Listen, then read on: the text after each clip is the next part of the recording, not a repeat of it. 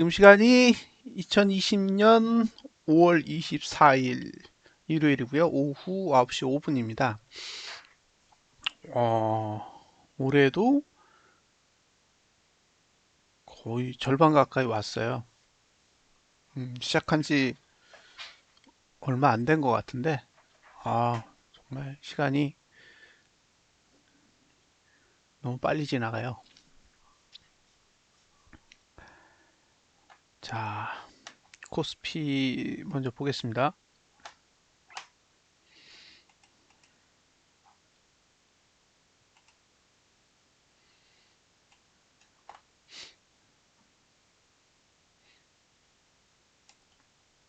음, 다음 주면 5월도 끝이죠.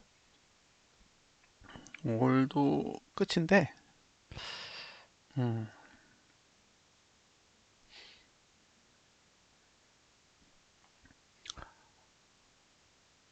곧 6월이 될 겁니다. 6월.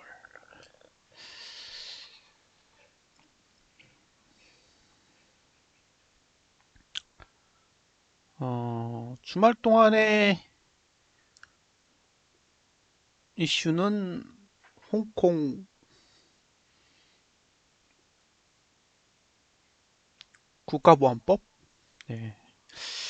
국가보안법은 우리나라에 있는 법으로 알고 있었는데, 예, 중국도 우리나라의 국가보안법을 되게 좋아하나 봐요.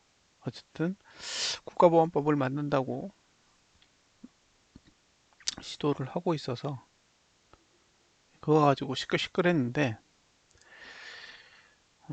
이게 다음 주에 호재냐, 악재냐, 아니면 아무것도 아니냐, 이제 그걸 가지고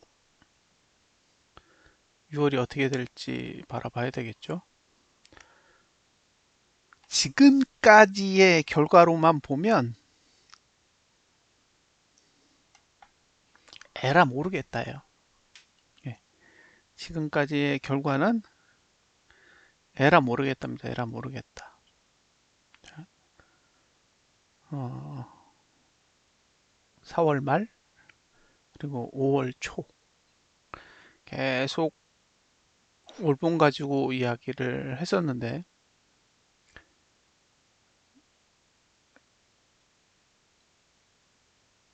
올라갈 거면 아래 꼬리가 긴 양봉이나 장대 양봉을 그려야 된다라는 이야기를 했었고요. 예, 반대로 내려가려면 윗꼬리가 긴 음봉이나 장대 음봉을 그려야 된다고. 지금은 아랫꼬리가 긴 양봉도 예, 장대 양봉도 아니에요. 반대로 꼬리가 긴 음봉도 예, 장대 음봉도 아니고 딱 아무것도 아닌 봉처럼 만들어 놨습니다. 그리고 시간은 딱 일주일이 남았어요.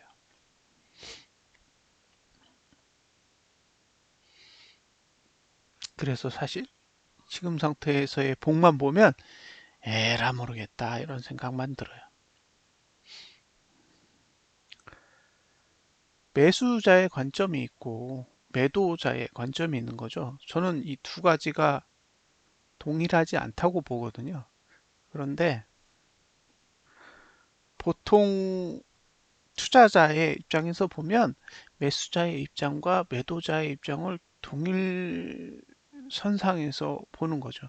그래서 동일 선상에서 보면 분리된 상태에서 보는 것과 전혀 다른 해석이 나오게 돼요. 첫 번째, 자, 매도가가 있어요. 매도가. 지금 매도가는 대략 한 269, 270, 그 정도까지 만들어져 있어요. 다음 달에 갈 수 있는 폭이 그 정도까지 만들어져 있단 말이에요. 반대로 매수가, 매수가의 입장에서 보면 240, 이 몇이죠? 247, 247에 매수가가 만들어져 있단 말이에요. 그럼 위로 가서 270까지 가면 매도자의 입장에선 매도 칠 수 있는 가격이 왔구나라고 생각을 할 수 있단 말이에요. 270선까지 오면 아, 매도 칠 수 있는 가격에 왔구나 라고 생각을 할 수 있죠. 예. 근데 반대로 매수자 입장에서 보면 거기까지 갈 수 있으니까 매수해도 되겠네 라는 생각을 할 수가 있어요. 만약에 270까지 간다면 이건 나 매수해도 되겠네 라고 생각할 수 있다고요. 반대로 247까지 내려간다 그러면 매수자 입장에서 매수 못해요. 247 가야 매수할 수 있으니까. 근데 지금의 상태는 위로 가도 흥, 아래로 가도 흥이에요. 지금의 모습은 양쪽이 모두 가능하도록 만들어 놓았기 때문에 아무것도 할 수 없어요. 자, 먼저 위로 간다. 그러면 위로 갈 줄 알고 매수할 수도 있잖아요, 사실은. 예. 근데 위로 가다가 싹 방향을 바꿔서 247까지 떨어지면 물리는 거죠, 매수자가. 그래서 지금 상태의 봉은 아무것도 할 수 없는 봉이에요. 월봉으로만 보면 전혀 할 수 있는 게 없습니다. 이렇게 그려놓으면 월봉은 위도 열어놓은 거고 아래도 열어놓은 거죠. 여기서 열어놓는다는 말은 지금 현재의 변동폭 5월달이 만들어 놓은 변동폭은 아무런 의미가 없다는 거예요. 고가를 넘기도 쉽고 저가를 깨기도 쉽기 때문에 고가를 넘어야 매도 칠 수 있고 저가를 깨야 매수할 수 있는 예, 정말로 의미가 없는 그런 봉을 그려 놓은 거예요. 자, 앞으로 일주일이 남았어요. 일주일. 자, 일주일 동안 위로 가면, 그죠? 일주일 동안 위로 간다면 장대 양봉에 가까워질 수는 있겠죠. 장대 양봉은 되지는 못할 것 같고, 장대 양봉에 가까워질 수 있을 거예요. 왜냐하면 윗꼬리를 없애줄 것이기 때문에. 그런데 만약에 아래로 가면 윗꼬리를 없애는 게 아니라 윗꼬리를 만드는 거죠. 예. 그러니까 지금 중요한 건 남은 일주일이 위로 가느냐 아니면 아래로 가느냐에 따라 상황이 변한다는 거예요. 월봉은 위로 간다고 해서 매수가가 변하진 않아요.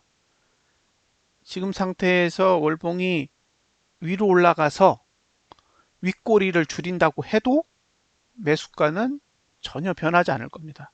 단 매도가가 올라가겠죠. 월봉에 만들어진 매도가가 올라가게 돼요. 따라서 홀딩해야 될 이유는 커지죠. 다만 신규 매수는 그렇게 된다고 해도 전혀 달라지지 않습니다. 그래서 월봉은 6월 달에는 전혀 쓸 일이 없을 거다라는 거예요. 다시 6월 달에는 설사 여기서 상승을 하더라도 쓸 일은 없다. 예. 그럼 목표가까지 가는데 쓸 거냐? 목표가까지 가는데 활용을 한다 그러면 월봉은 가격만 내주는 거예요. 270이라는 목표가가 생기잖아요. 그럼 270까지는 오르는 거죠. 반대로 어디를 찍고 오를 거냐? 그 정보는 월봉에는 없는 거예요. 자, 이제 다시 주봉으로 넘어가 보겠습니다.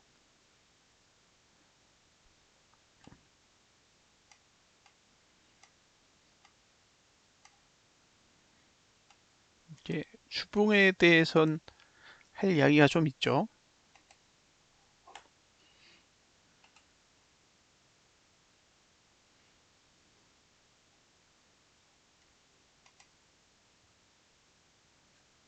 자, 주봉은 바닥을 찍은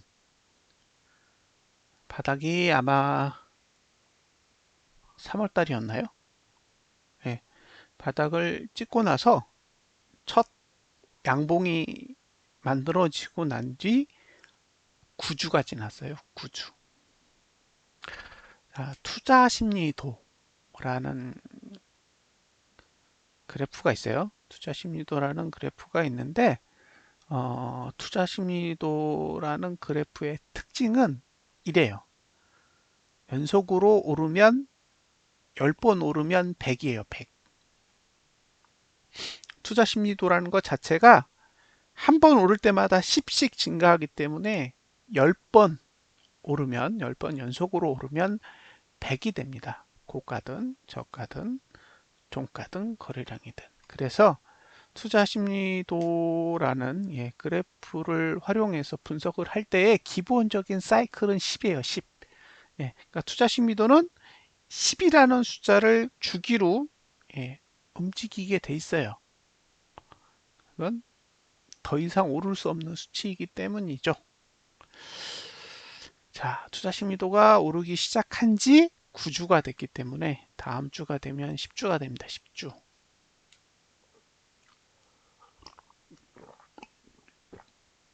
10주가 되면 뭐가 되느냐? 매트릭스 상으로 1구간이 찾아오게 돼 있죠. 그래서 다음 주까지가 0구간이고 그 다음 주부터 6주 동안 1구간에 들어갑니다.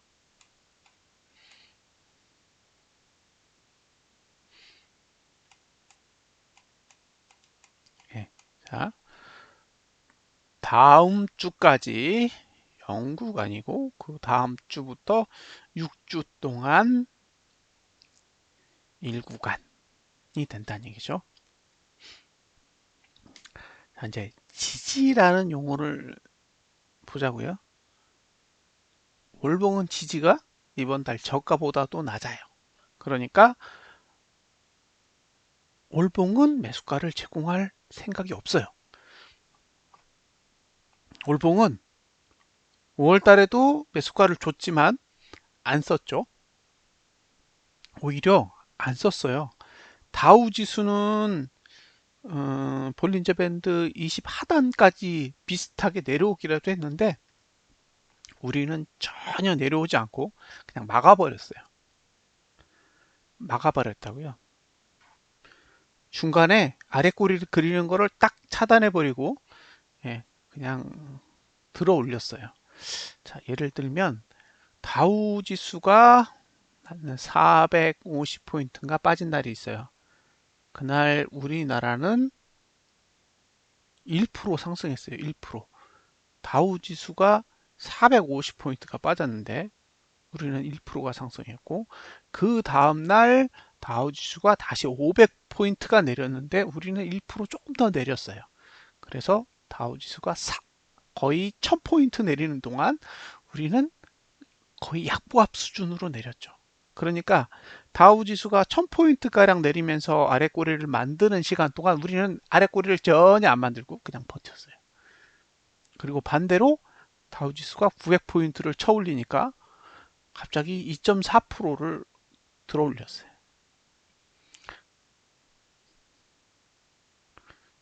다우는 내린 걸 올렸어요. 다우는 1000포인트를 뺀 걸 올린 거예요. 다우 지수는 1000포인트를 뺐다가 1000포인트를 올린 거니까 거의 월봉이 십자에 가깝게 만들어진 거죠. 우리는 뺄 땐 반영 안 하고 오를 때만 반영을 해서 아래 꼬리 놓고 위로만 잔뜩 올라갔어요. 그래서 265를 찍었죠. 265라는 지수는 다우 지수로 치면 한 25,000 정도 하고 지금 현재 매칭이 돼 있는 수치거든요. 근데 다우 지수는 25,000에 안 갔어요. 24,700까지만 갔지. 근데 그 24,700은 지난달 고가죠. 지난달 고가. 그러니까 아직 다우 지수는 제가 알기로 지난달 고가를 넘지 않았어요. 의도적으로 넘지 않고 있죠. 근데 우리는 지난달 고가보다 훨씬 넘은 상태로 250을 찍고 다시 지난달 고가 부근까지 내려와 있어요. 그래서 다우지수는 윗꼬리가 별로 없고 아랫꼬리가 길고 우리는 반대로 아랫꼬리가 별로 없고 윗꼬리가 긴 편이에요. 다음 주가 이제 시작하는데, 다음 주가 시작을 해서 만약에 올라요. 오르면 어떻게 되느냐?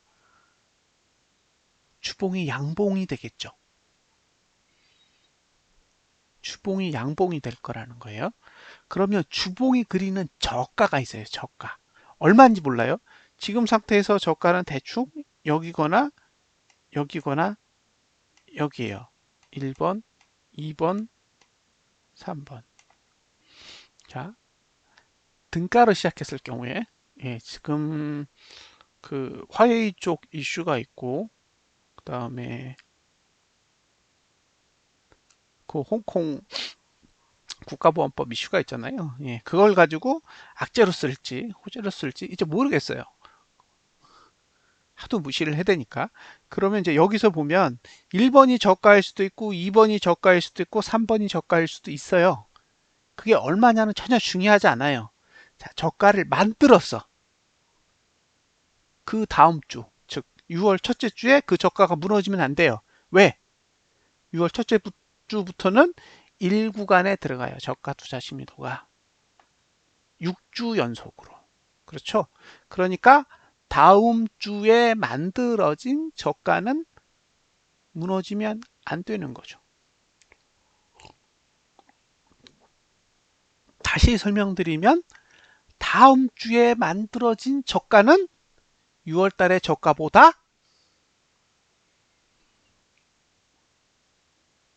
높아야 돼요. 아니, 낮아야 돼요. 다음 주에 만들어진 저가는 6월 달에 만들어진 저가보다 낮아야 됩니다. 즉, 6월 달에 만들어진 저가는 다음 주의 저가를 깨서는 안 돼요. 이제 무슨 의미인지 아시겠죠? 자, 이제 두 가지 조건을 알아냈어요. 자, 첫 번째. 6월에 월봉은 매수가를 247 아래로 제공하고 있다. 그러니까 본인이 만약 매수를 할 거면 247 아래로 가야 매수를 할 수 있는데 247 아래로 내려가면 투자 심리도상 저가 투자 심리도가 무너지죠. 저가 투자 심리도가 무너지면 끝이죠. 엔드라고요. 엔드. 끝난 거예요. 그러니까 월봉에 매수가를 오면 시장은 망가진 거고 시장이 망가졌기 때문에 매수해야 될 이유가 없는 거예요. 끝. 다시 설명하면 6월달이 5월달 저가를 깨면 7, 8, 9까지는 매수를 할 수 없는 구조예요. 매수를 할 수 없는 구조. 양봉이 나기 전까지는 매수를 할 수 없습니다. 그러니까 247이라는 숫자는 이제 오면 안 되는 숫자예요. 반대로 247이 온다고 해도 제가 들고 있는 고퍼스를 팔아야 될 이유는 없어요. 왜냐하면 3개월 더 남았으니까 지켜보는 거죠. 따라서 상승을 바라보는 분들에게 앞으로 247은 올 일이 없는 수치예요.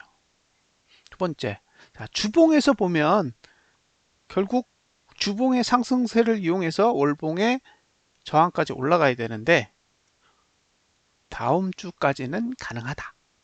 근데 다음 주는 5월이고 그 다음 주부터 6월입니다.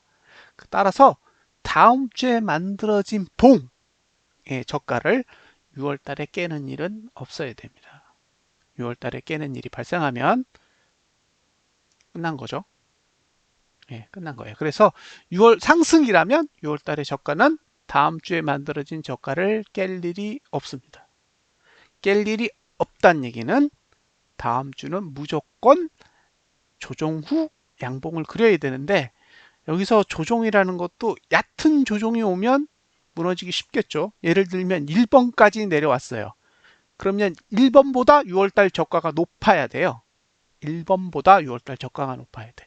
2번까지 내려왔어요. 그럼 2번보다 6월달 저가가 높아야 되죠. 3번까지 내려왔어요. 그럼 3번보다 6월달 저가가 높아야 됩니다. 상승을 위해서는 사실은 많이 떨어질수록 좋은 거예요. 많이. 왜? 그래야 저가를 충분히 낮출 수 있으니까. 근데 문제는 뭐냐? 월봉으로 보면 장대 양봉을 그려야 되기 때문에 많이 내려오면 올라갈 시간이 없겠죠.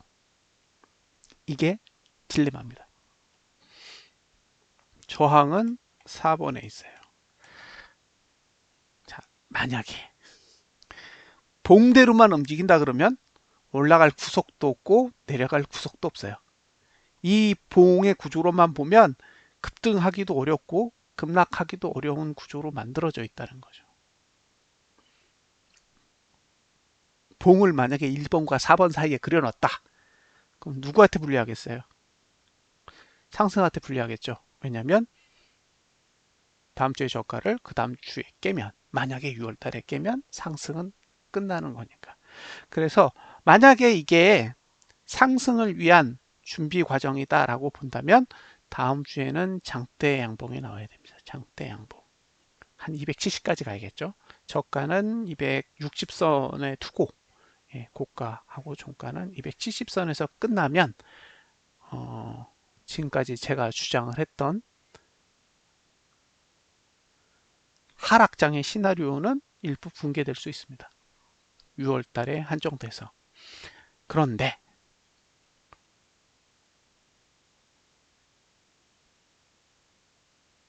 음봉으로 끝났다. 그러면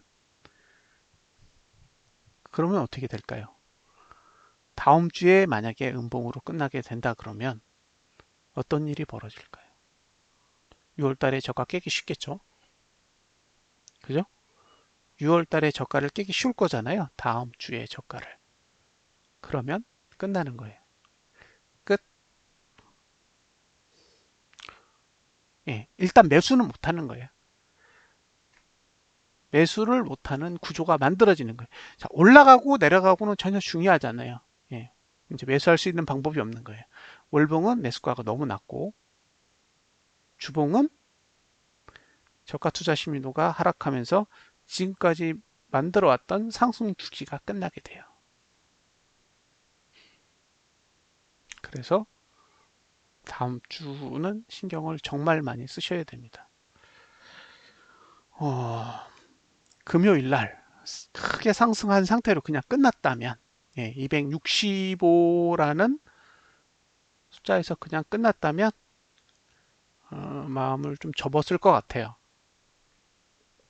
개인적으로 하락이 오지 않을 수도 있다 라는 생각을 했었을 텐데 지금은 아직은 그래도 끝낼 생각은 없는 거구나 라는 생각이 조금 남아 있어요. 그래서 좀 지켜보려고요. 제가 관찰한 방법에서 꼭 이야기해드리는 게 있죠. 상단선, 하단선, 그러니까 지지와 저항이 있는데 지지와 저항이 반드시 지켜지는 건 아니다. 그런데 저항에서 개인이 사고 외국인과 기관이 팔면 그 저항을 넘기 힘들다라고 이야기를 했습니다. 금요일 날 개인이 미친 듯이 사고 외국인과 기관이 팔았죠. 그러면 보시는 것처럼 내리는 거예요. 만약에 내일도 외국인과 기관이 탈아된다. 그러면 지금 수치는 월봉상 저항 위에 있어요. 아직도 저항에 있다고요. 왜냐하면 57.2인가? 거기까지가 저항이에요. 그러니까 그 위에서는 무조건 개인이 매도 쳐야 돼요. 개인이 매도 쳐야 올라갈 수 있어요. 개인이 내일 매수하고 기관과 외국인이 매도한다 그러면 지금 현재 한 259 정도 되는데 더 내려올 가능성도 있죠. 257.2대까지는 내려온다 그러면 한 1% 이상 정도는 충분히 내려갈 공간이 있습니다. 자, 중요한 건 다음 주에 장대 양봉을 내서 270까지 올라가든 아니면 내려가서 월봉의 윗꼬리를 선사하든 방향을 줄 겁니다. 만약에 밑으로 내려가면 이건 제 욕심이기도 하지만 올해는 끝났다고 봐요. 만약에 다음 주에 한 3번까지 간다. 4번을 찍고 3번까지 갈지 그냥 3번까지 갈지는 저는 몰라요. 그것까지는 제 머릿속에 계산이 안 되는데 만약에 3번까지 내렸다. 그러니까 이번 주에 만든 주봉의 저가를 다음 주에 깨는 일이 발생한다 그러면 다른 걸 떠나서 월봉의 윗꼬리가 상당히 많이 길게 만들어진다는 점에서 거의 월봉이 망가진다고 보이거든요. 월봉이 망가지면 올해가 끝난 거 아닌가라는 생각을 합니다. 여태까지 보아왔던 급락장, 장시간에 의해서 하락하는 장은 3개월 폭락 후 반등장이 왔어요.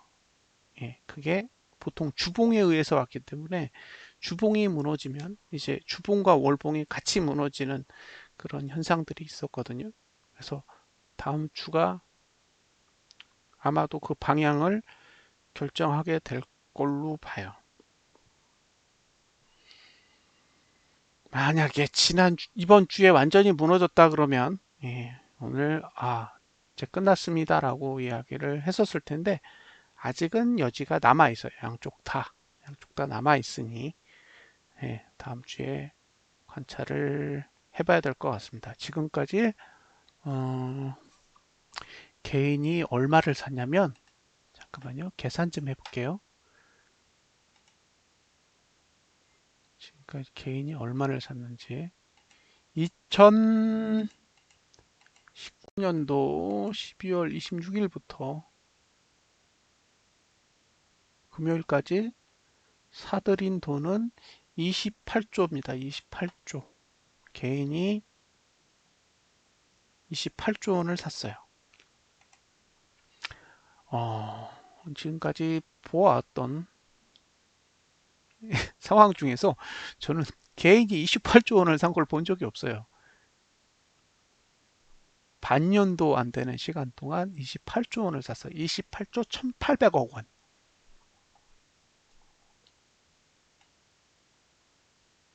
예. 28조 1688억. 예. 이만큼 샀어요. 그러니까 제가 하락장을 주장하는 이유가 사실은 차트 때문이 아니에요. 차트가 뭐 얼마나 대단하겠어요. 좋아봐야. 차트는 보통 사람들이 이야기하는 대로 보조지표다 라고 이야기를 해도 저는 뭐 크게 부정할 생각이 없어요. 실제로 차트라는 건 그런 거니까. 돈의 움직임에 의해서 만들어지는 거지 돈 자체는 아니기 때문에 충분히 사람들의 주장에 대해 수긍할 수 있어요. 음, 저는 사실 막 그런 부분에 있어서 꽉 막혀 있지는 않거든요. 그러니까 차트라는 게 너무너무 중요해. 그래서 차트가 뭐든지 잘 맞아 라고 이야기하는 건 아니라는 거예요. 그게 제 성향이에요. 차트를 만들고 차트를 개발해서 판매를 하고 있지만 이 차트를 사용하면 무조건 맞아, 무조건 돈이 돼 라고 말 못한다는 거죠. 그런데 돈은 의미가 있어요. 자, 2020년 5월 22일자 기준으로 개인이 누적 매수가 28조 1688억 매수예요. 반면 외국인은 23조 3760억을 매도했어요. 금융투자가 11조 2837억을 매도했습니다. 그리고 연기금이 5조 3150억을 샀어요. 자, 지금 상승장을 이끌고 있는 건 개인이 아니라 연기금이죠. 연기금. 지금 시장을 끌어올리고 있는 건 연기금이에요. 왜? 물렸거든요. 연기금은 된통 물렸어요. 누가 매도를 쳐서? 증권이.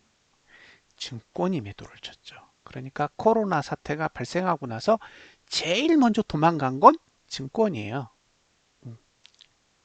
12월 말부터 1월 달에 증권이 막 현물을 매도치면서 튀었죠. 예. 그 다음에 눈치챈 외국인들이 매도에 합류해서 예, 떠나기 시작했어요. 그걸 쓸어 담은 건 개인이에요. 다 쓸어 담았어요. 그리고 내려가는 동안 연기금은 매도한 게 없어요. 그러니까 300을 찍고 200, 196까지 빠질 동안 연기금은 안 팔았어요. 그러니까 된통 물렸겠죠. 그래서 돈을 들여서 지금 끌어올리고 있는 거예요. 5조 3천억을 투자를 해서 열심히 끌어올리고 있습니다. 저희가 장중에 농담으로 관군이 출동했다 이렇게 이제 비아냥거리잖아요. 예. 그 연기금은 본인들의 물량을 정리를 하지 못했기 때문에 올려야 될 이유가 있어요. 자, 이 시장을 올리는 건 개인이 아니라는 거죠. 외국인은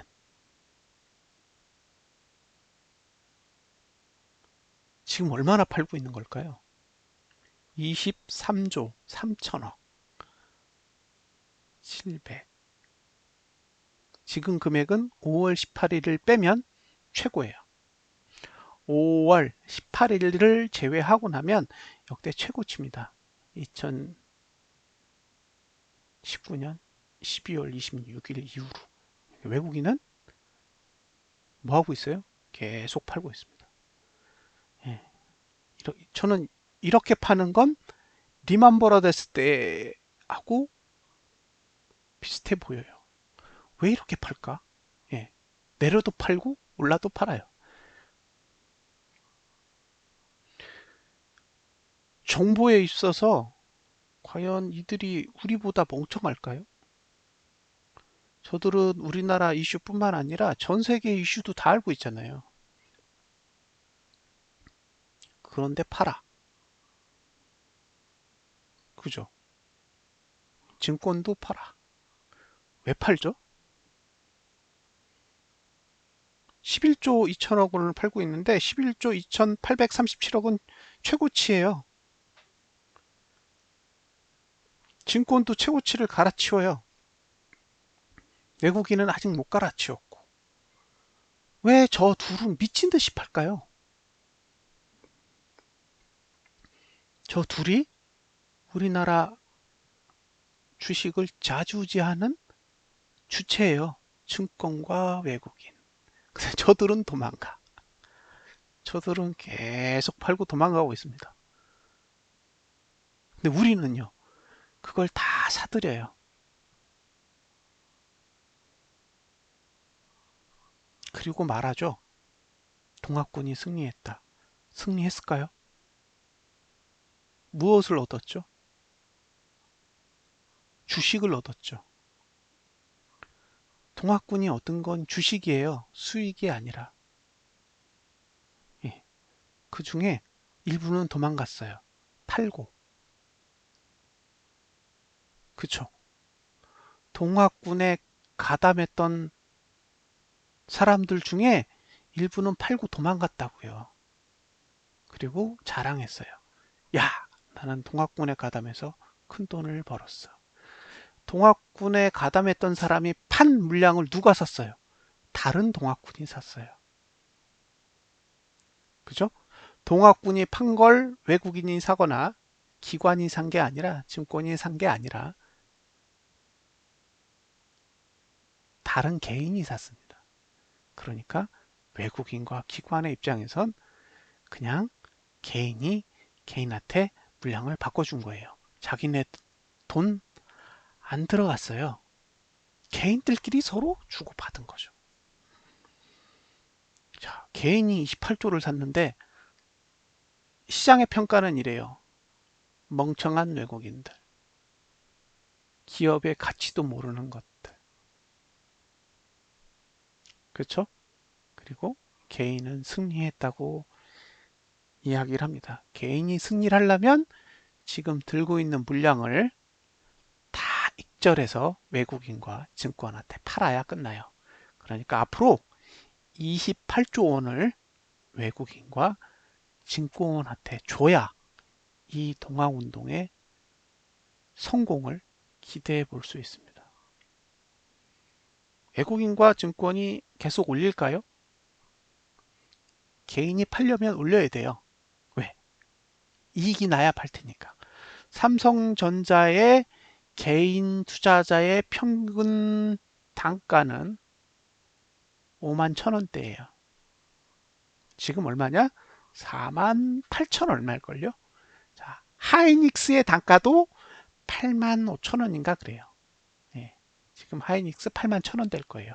그러니까 지금 개인이 팔면 손실이에요. 하이닉스도 손실, 삼성전자도 손실. 다 손실입니다. 28조 원 중에 삼성전자에 들어간 돈이 한 10조? 10조 정도 이제 넘지 않을까요? 예. 하이닉스 합치고 현대차 합치면 한 14조 될 거예요. 그러면 28조 원 중에 14조는 삼성전자, 현대차, 삼성전자 우, SK하이닉스 이렇게 들어가 있는데 전부 다 손실인 거죠. 예. 절반이 손실이에요. 동학군이 보유하고 있는 28조 원 중에 14조 원은 예, 아까 말씀드린 4개의 종목에 들어가 있고 그 종목들은 죄다 손실입니다. 여기서 외국인이랑 기관이랑 팔면 개인은 수익 날 수 있을까요? 그냥 28조 원만 들고 있는 거예요. 수익이 안 나죠. 왜? 여기서 내리면 삼성전자, SK하이닉스, 현대차가 내릴 거기 때문에. 그러면 연기금은 사겠죠. 연기금은 본인들은 막아야 돼요. 왜? 물렸으니까. 근데 개인들은 물린 게 아니라 개인들은 계속 살 수밖에 없어요. 자, 외국인과 증권이 파는데 누가 사요? 매도 호가에 외국인과 증권이 물량을 걸어 놓는데 매수 호가에서 자기네 물량 빼면 남아있는 물량이 누군 물량이겠냐고요. 개인 물량이겠죠.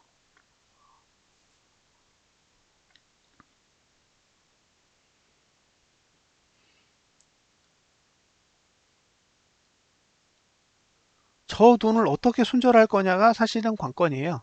개인 투자자가 2019년 12월 26일부터 지금까지 매수한 저 28조 원이나 되는 현물을 외국인과 증권이 어떻게 손절을 시킬 거냐. 저는 그게 상승의 키라고 보거든요. 하루에 4천억씩 손절을 시킨다고 해도 47에 28, 70일 걸리나요? 그쵸? 4천억씩 손절을 시켜도 47에 28, 70일이 걸려요. 한 달에 20거래일이거든요, 보통. 그럼 3개월 걸린다는 소리예요. 개인이 매일매일 4천억씩 판다는 조건 하에 70일이 지나야 그러면 3개월 반. 3개월 반이면 6월, 7월, 8월, 9월 중순, 9월 중순 가야 개인이 가지고 있는 현물을 다 손절시킬 수 있어요. 자, 손절을 상승시켜서 할 거냐, 하락시켜서 할 거냐. 상승시켜서 하면 손절이 아니겠죠. 익절이겠죠. 외국인하고 기관이나 바보가 되는 거예요. 손절시킬 거면 내릴 거 아니에요. 그럼 내리면 최소한 3개월 반은 내려야 저 28조를 손절시킬 수 있어요.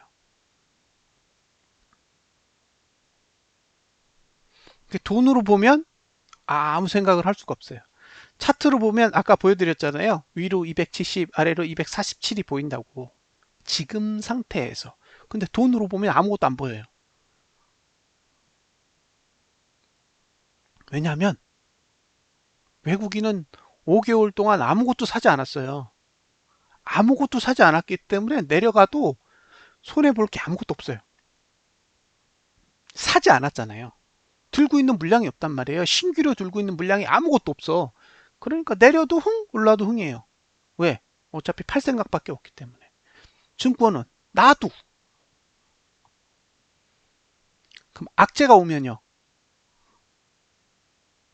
매수할까요? 외국인이? 증권이?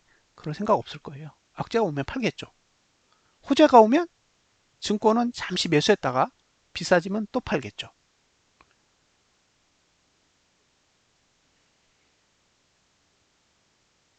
그래서 돈을 보면 저는 답이 없어요. 그러니까 저 같은 이제 기술적 분석을 하는 입장에서 이 개인의 매수보다도 더 심각한 건 외국인과 증권의 현물 매도잖아요. 예. 이렇게 주구장창 파는 거 본 적 없어요. 리먼 때는 증권이 샀어요. 개인이 산 게 아니에요. 리먼 때는 증권이 받았어요. 외국인이 파는 걸. 외국인이 얼마 팔았냐? 40, 한 2조 원 정도 팔았어요. 리먼 브라더스 터질 때까지 대략 1년 동안 판 돈이 40조가 넘어요. 그걸 개인이 받지 않고 증권이 받았단 말이에요. 근데 지금은 증권이 엄청 똑똑해서 그걸 다 개인한테 주고 있어요. 그러니까 증권도 팔아. 외국인이 매도 친 게 2008년 기준으로 40조 넘는다 그랬잖아요. 그러니까 아직도 한 20조 정도는 더 팔 수 있는 여력이 있는 거예요. 외국인이 리먼 때랑 비교한다면. 그래서 지금은 악재가 오면 안 된다고 봐요. 악재가 오면 안 돼요. 계속 호재가 와야 돼요. 경제 재개하고, 그죠? 모더나의 약의 특효가 있고, 렘데시비르가 특효가 있고, 사망자 수가 줄고 있고, 계속 이런 식으로 언론 플레이를 하든, 어쨌든, 계속 호재가 만발해야 상승할 수 있어요. 악재가 뜨면 어차피 팔아제껴 왔기 때문에 아무런 미련이 없어요. 외국인과 증권은.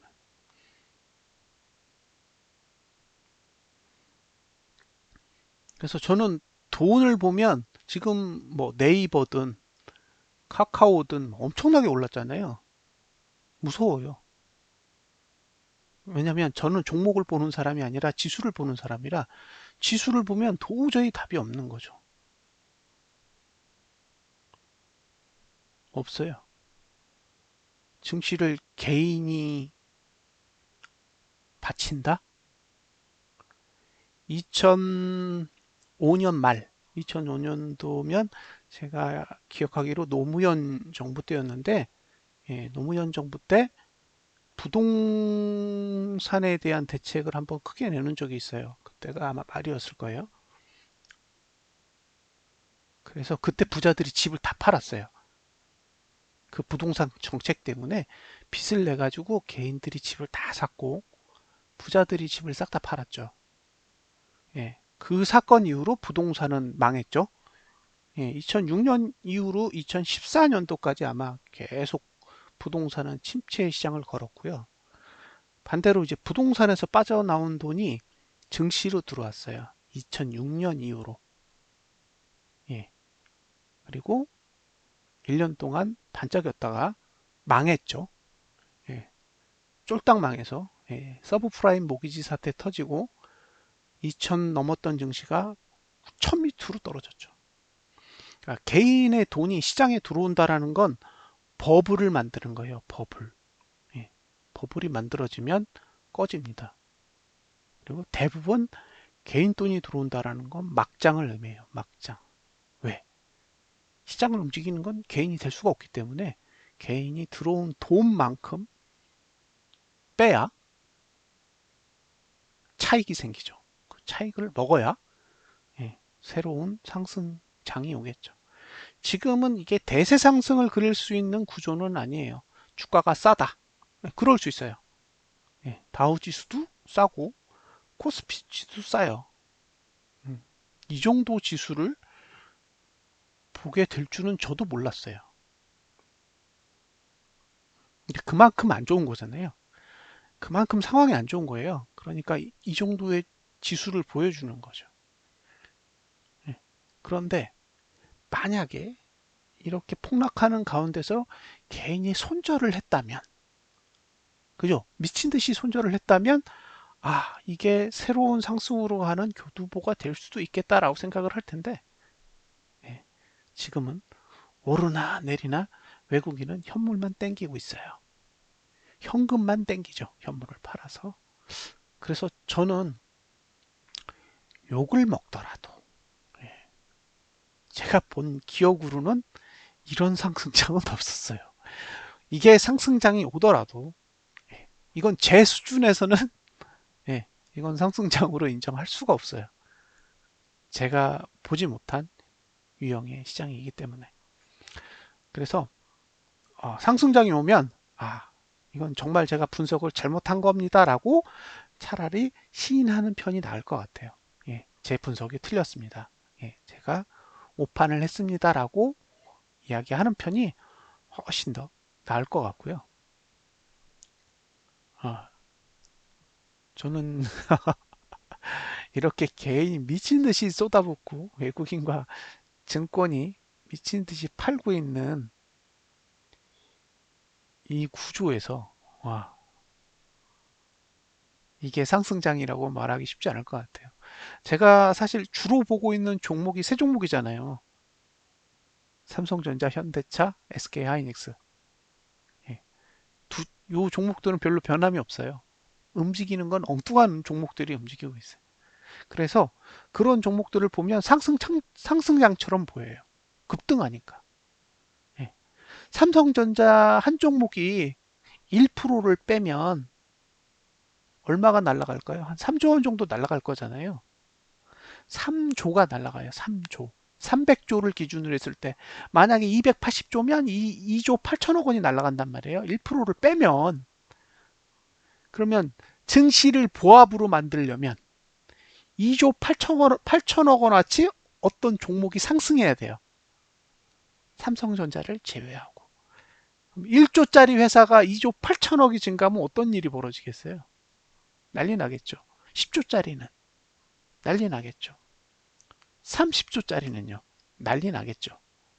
30조짜리는 10% 가까이 올라야 9%. 그죠? 30조짜리 기업이 9%가 상승해야 삼성전자 1% 빠지는 걸 커버해요. 그러니까 외국인이 삼성전자 1%를 누르면서 지수를 보합으로 만들려면 어떻게 한다? 30조짜리 두 종목 잡고 5%씩 올려요. 그러면 사람들 눈에는 전혀 느낌이 없어요. 왜? 삼성전자 빠진 게 안 보여요. 급등한 종목만 보이죠. 삼성전자를 끌어올리면요. 다른 종목 못 가요. 왜냐하면 삼성전자 1% 올리면 3조가 오르거든요. 그러면 다른 종목은 못 가죠. 그 돈이 안 돌아가니까. 자, 다음 주에 결판이 나겠죠. 양측이 소년이 되든 아니면 미래를 읽은 사람이 되든 어쨌든 일주일이 남았어요. 그래서 지켜볼 일이에요. 양쪽 모두 가능한 거죠. 과연 홍콩 국가보안법을 악재로 쓸 거냐? 외국인이 판단에 달렸겠죠. 예. 금요일은 악재로 썼고요. 이제 시위를 하고 있으니까 예, 그걸 어떻게 쓸지 한번 더 지켜봐야 될 것 같아요. 코로나 사태는 경제 재개를 해도 달라질까요? 경제 재개를 하겠지만 어차피 병을 잡은 건 아니잖아요. 치료제가 있는 것도 아니고 백신이 있는 것도 아니고 그냥 가능성만 열어놓는 거잖아요. 백신을 만들고 있는데 이거 잘 될 것 같다. 근데 어차피 백신은 올해 안에는 거의 나오기 힘들겠죠. 임상 1, 임상 2, 임상 3까지 거치려면 올해 안에는 거의 힘들 겁니다. 빨라야 올해 말? 그러면 그 안에 퍼지는 환자들은 답이 없죠. 스페인, 이탈리아, 영국, 미국 답 없어요. 예. 스페인은 너무너무 심각한 것 같아요. 우리는 그래도 많이 회복했는데 이태리하고 스페인은 전혀 회복된 게 없어요. 깜짝 놀랐어요. 예. 거긴 다 망가졌다는 얘기잖아요. 스페인 경제나 이태리 경제는 사실 다 망가졌다는 얘기예요. 안 올라왔으니까. 영국도 조금 심각해 보이고,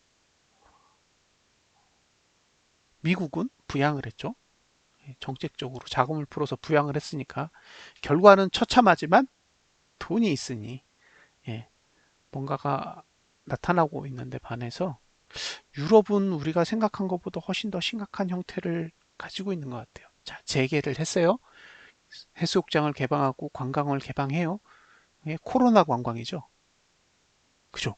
가면 코로나 걸리는 거예요.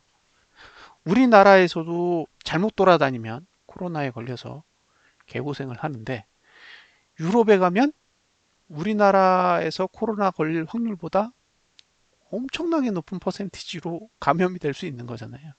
우리나라에 유입되는 사람들에게서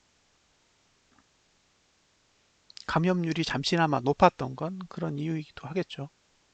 근데 가서 감염이 되면 치료도 안 될 거잖아요. 우리나라에 오면 공짜. 우리나라에서 한국인이 감염이 되면 무료로 치료를 받잖아요. 근데 유럽에서 무료로 치료해 줄까요? 자기네 자국민도 제대로 못 해주고 있는데 여행 갈 수 있을까요?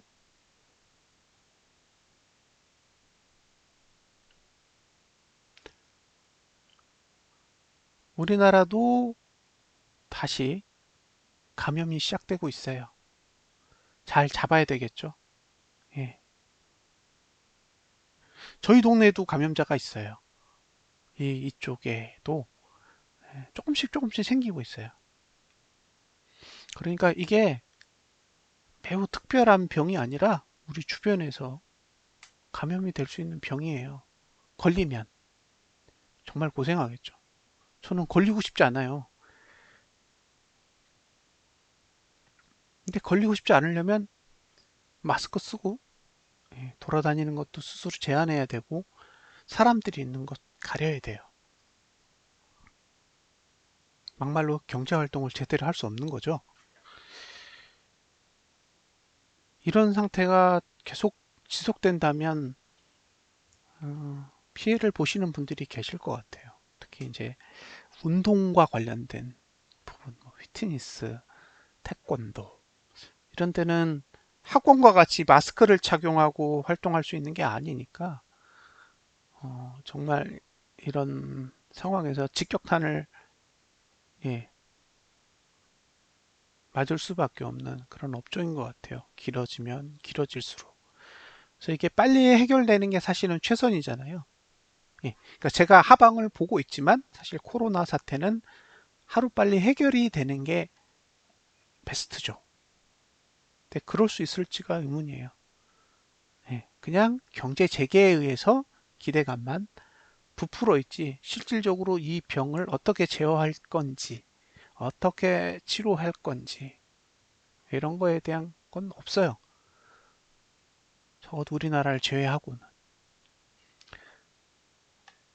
그래서 사실 별로 기대감이 없는 거죠. 우리의 현실은 나아진 게 아무것도 없는 거예요. 감염자 수만 줄었고 어떻게 보면 치료 가능한 수준에서 움직이고 있지만 여전히 걸리면 죽을 수 있고 그죠? 언제든지 감염될 수 있는 병이라는 사실은 변함이 없어요.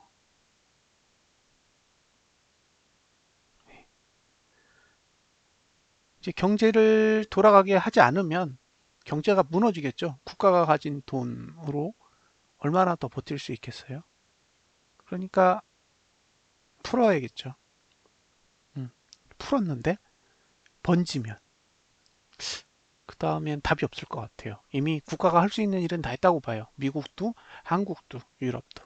국가 차원에서 할 수 있는 정책들은 다 갖다 쏟아붓기 때문에 예, 다시 번지면 이제 치료해 주는 거 외에는 아무것도 할 수가 없을 거예요. 그냥 병 걸리는 사람 치료해 주는 거 이외에 할 수 있는 일은 없다.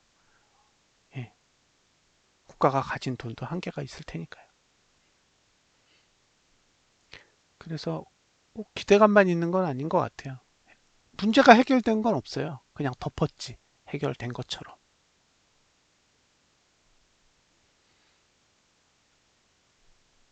자, 마지막 일주일을 보고요. 결과를 한번 지켜보시죠. 일봉은 상승 추세가 죽었어요. 금요일 기준으로 상승 추세가 죽었기 때문에 기대할 게 없죠. 그냥 갭상승해서 오르는 수밖에 없어요. 지금은 갭상승해서 쪼르르 오르는 거 외에는 방법이 없어요. 상승 추세가 끝났기 때문에. 그래서 금요일 날 누르는 걸 보고 든 생각은 이제 일봉을 활용할 생각은 없구나예요. 예. 이제 뭐만 본다? 예, 주봉만 봐야죠. 일주일 동안 주봉을 쭉 관찰하시면 돼요. 주봉이 장대 양봉 날 것 같다 그러면 사세요.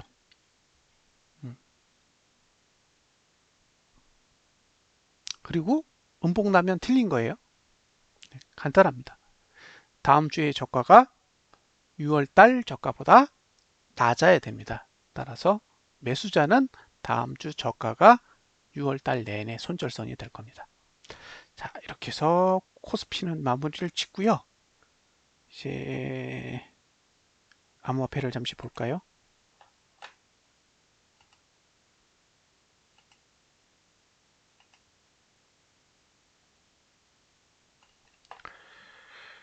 이거는 비트코인이요. 비트코인인데 이게 3개월 전이랑 지금 똑같이 생겼어요. 깜짝 놀랄 일이에요. 3개월 전 봉이랑 판박이에요, 판박이. 봉 색깔만 달라요. 2월 봉과 현재 봉은 음봉과 양봉의 차이만 있을 뿐 둘이 친구예요. 자, 다음 달 보면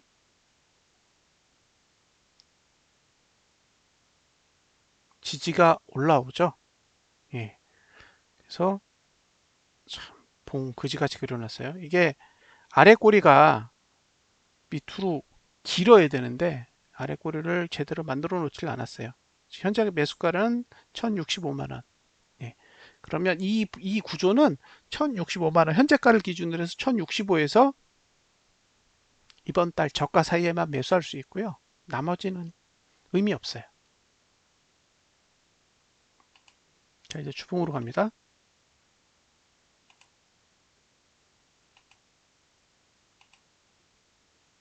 자, 이대로 끝나면 상승장 끝나요. 그쵸? 지금의 주봉만 딱 보면 상승장 끝이에요. 이대로 끝나면. 그 무슨 뜻이냐? 예. 이번 주가 아니라 다음 주까지 일주일이 더 있단 말이에요. 예. 근데 이번 주에 상승 추세가 끝나면 다음 주에 상승 추세가 아니라 하락이 올 수도 있잖아요. 하락 오면 안 돼요. 올봉은 지금 아래 꼬리가 없어요. 그래서 올라야 돼요. 이대로 끝나면 매수는 나가리예요. 일단 다음 주는 매수할 수 없고 지켜보셔야 돼요. 주봉은 음봉으로 끝나면 상승 추세 끝난 거다. 이제 매수 안 해야 된다. 안 해야 된다.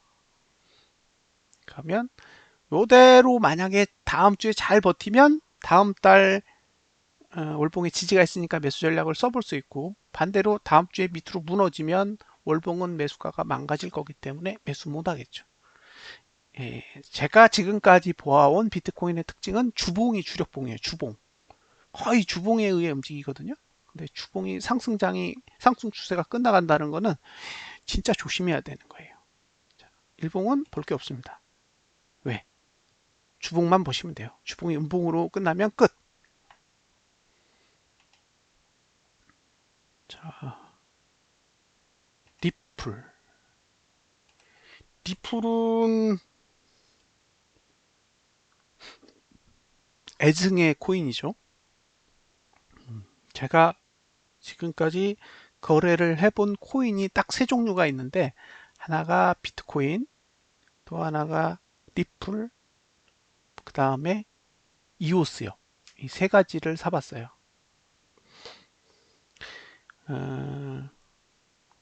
비트코인은 회사 잘려요? 코로나에 걸리면 회사 잘리나요? 복지가 안 지켜줘요?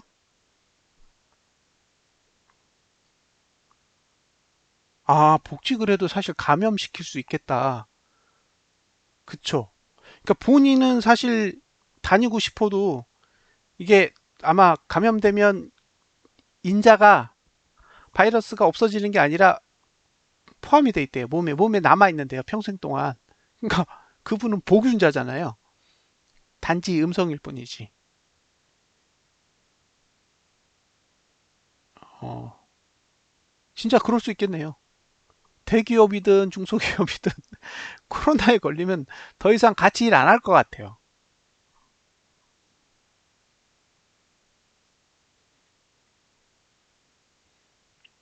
그런 문제도 있구나. 자, 제가 이 옷은 8,000원에 사봤고,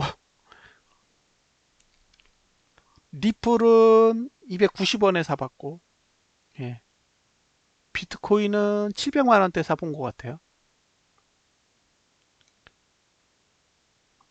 지금 리플 242원입니다. 242원. 열심히 올라왔는데, 예, 별거 없어요. 와, 399원을 갔던 적이 있는데, 이제 꿈만 같은 가격이네요. 399원. 너무 비싸 보여요. 그때는 300원도 싸다고 생각하고 샀는데, 지금은 250원도 비싸네요. 지금 상태면 이도저도 아닙니다. 예. 음봉으로 끝나면 이도저도 아닌 거예요. 그래서 리플은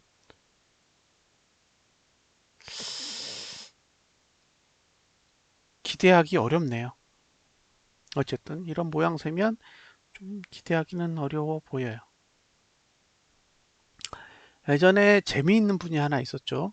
예, 비트코인이 1억을 간다고 이야기하셨던 분이 한 분 계신데, 어, 그 1억을 간다고 하는 이유에 대해서 설명을 붙이는데 정말 많은 이유가 있었어요.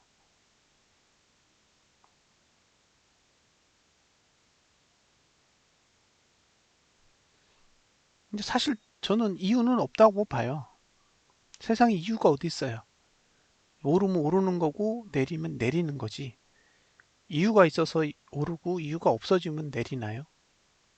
예. 어차피 시장은 유동성에 의해 움직이는데 지금은 우리나라 암호화폐 시장의 유동성을 거의 다 차단한 상태잖아요.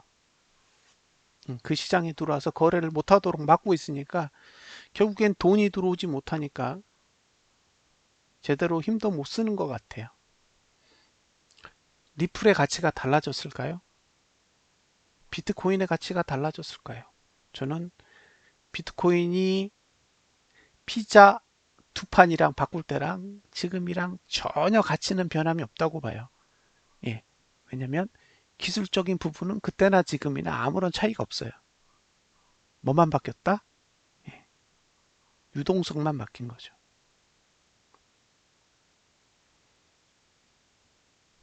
사고 싶지 않아요. 아직도, 아직도 사고 싶은 생각이 크게 들지 않네요.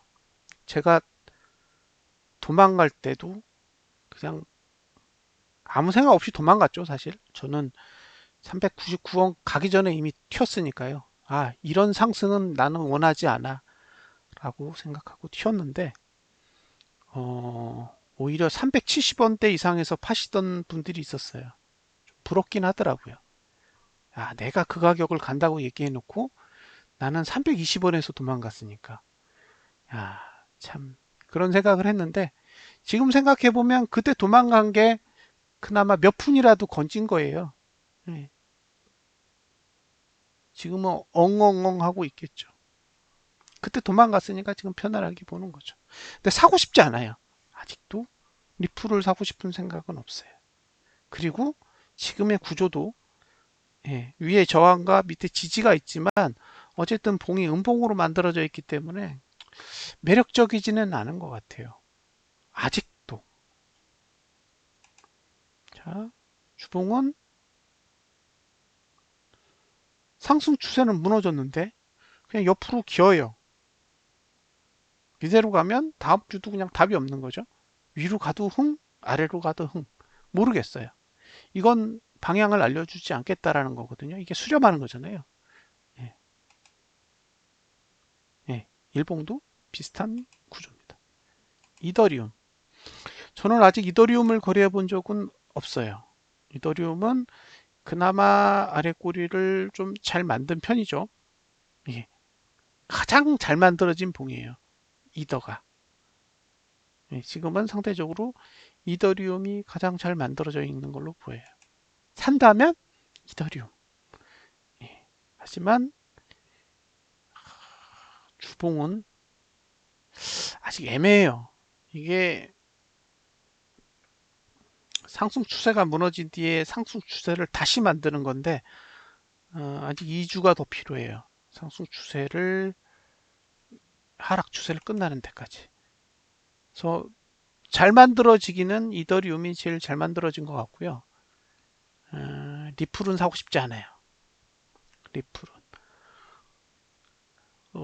150원대까지 찍고 와서 거의 2배 가까이 올랐죠. 2배는 못 갔나?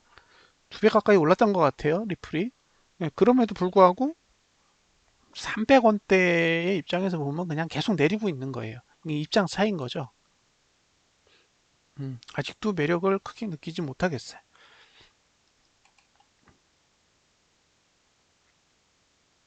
한때 200만 원을 넘었었죠. 이게 얼마야? 243만 7천 원짜리였어요. 이더리움이. 지금 20만 원 하는 거니까 열토막 난 거죠. 바닥에 비해서는 많이 올라간 것처럼 보이지만 고점에서 보면 정말 많이 떨어진 거예요. 저때 사신 분들 지금 무슨 생각이 들까요? 화나지 않을까요? 한 번도 매도할 기회를 주지도 않고 지금 저게 2008년 1월이니까 8년, 9년, 한 2년 반 정도가 돼가는 거잖아요. 2년 반이 되는 동안에 90%가 빠졌으니까요.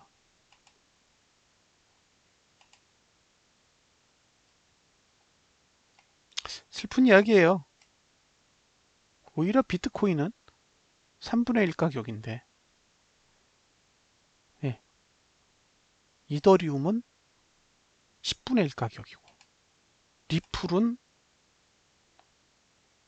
지금이 200원이죠? 4,900원. 그러면 20분의 1 가격이에요. 지금. 그럼 리플은 20토막 났고, 이더리움은 10토막 났고, 예, 비트만 3토막 난 거죠. 유동성이 아직도 제대로 공급하는 비트코인만 그나마 살아 숨쉬는 것 같아요.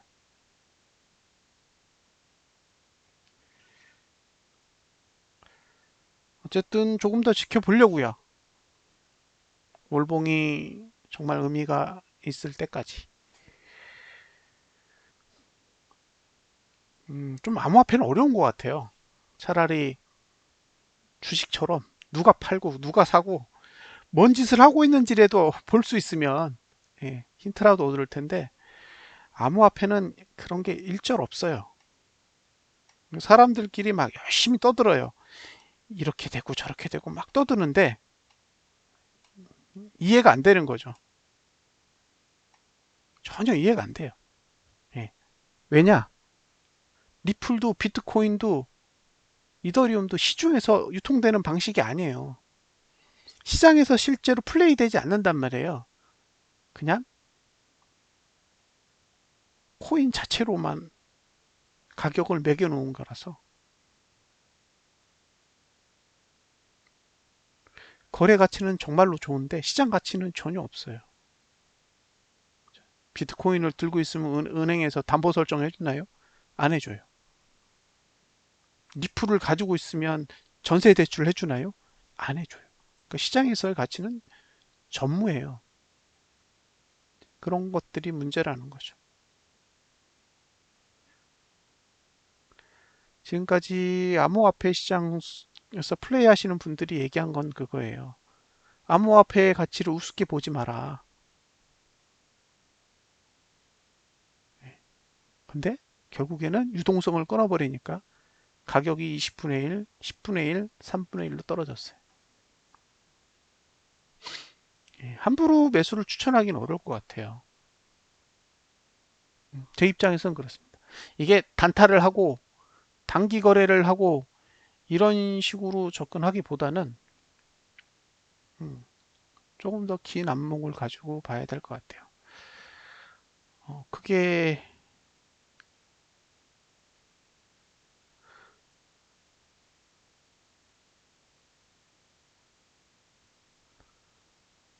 음, 이자가 결국에는 이게 딱 그런 흡입력이 있는 그런 매력 포인트잖아요.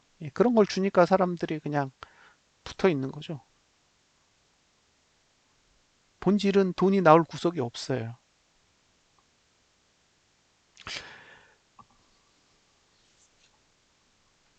자, 그래서 얼마까지 이제 지켜보겠습니다. 비트코인이든 리플이든 이더리움이든 얼마까지 지켜보고 이더리움하고 리플은 이제 상승 주기 안에 들어가는 상황이고요. 그리고 비트코인은 6월 한 달이 더 남았어요. 그래서 5월 달이 끝나고 나면 그때는 조금 더 심각하게 고민을 해볼게요. 이게 매수를 해볼 만한 가치가 있는 건지. 다만 비트코인만 보면 아래 꼬리가 너무 없기 때문에 여기서 내리면 어,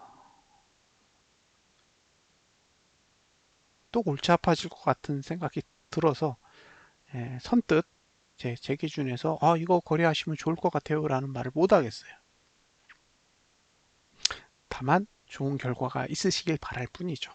자, 이렇게 해서 이번 주 방송은 마무리를 짓도록 하겠습니다. 다음 주 한 주가 굉장히 짧게 느껴질 것 같아요.